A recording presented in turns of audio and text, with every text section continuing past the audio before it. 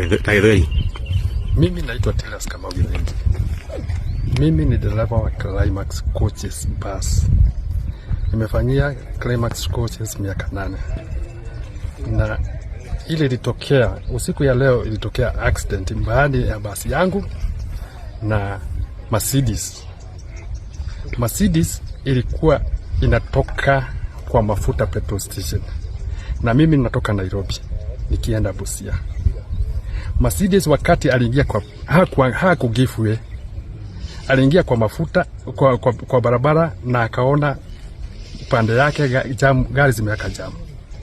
Akaamua kuja penye niko. Tukakutana kichwa na kichwa na yeye. Alikuwa basi ilikuwa watu wangapi na hiyo gari ilikuwa na nani ndogo? Gari ndogo ilikuwa na mtu mmoja. Gari yangu ilikuwa na abiria 65.